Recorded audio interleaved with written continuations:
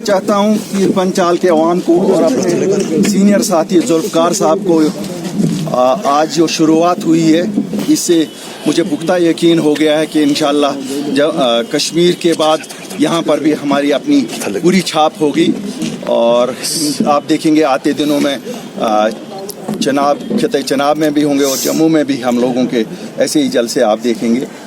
और मुझे उम्मीद है कि अगली सरकार जो बनेगी वो अपनी पार्टी सर अपनी पार्टी की बात करें, जिस तरह कई जमातें अब यहाँ राजौरी पुंछ में दोबारा नजर आने लगी है, एक बार फिर राजौरी पुंछ में वही पहाड़ी वाला गुजर वाला मुद्दा लेके सामने आ रहा है। अपनी पार्टी किस मुद्दे के साथ ग्राउंड में होती है? देखिए साहब, हमारी जिस वक्त हमने पार्टी बनाई उस वक्त हमने कहा हम दो रीजन्स को मिलाना चाहते हैं।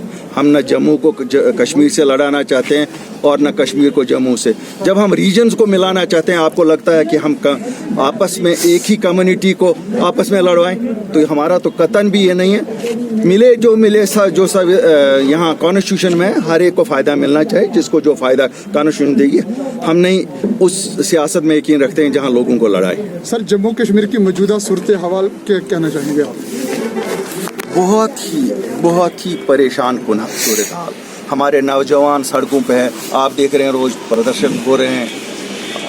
जो हमारे डेली वेजर्स है 60,000 जो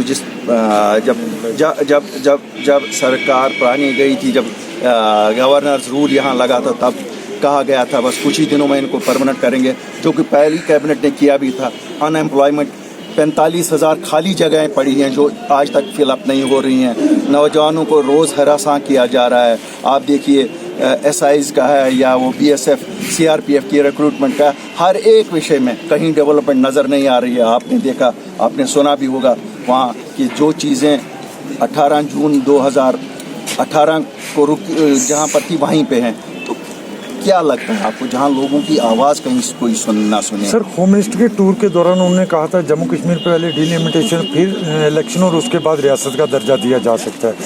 आपकी तरफ से भी रियासत के दर्जे पे बात की जा रही है। सभी सियासी जमातें एक ज़बान होकर इसके खिलाफ पहले क्यों नहीं बोलती कि पहले रियासत का दर्जा दिया जाए, उसके बाद इंतखाबात करवाए जाए? हमें एक खुशी है कि आज जो बाकी जमातें बोलती हैं ये हमारा नैरेटिव है, ये हमने शुरुआत की, ये हमने कहा।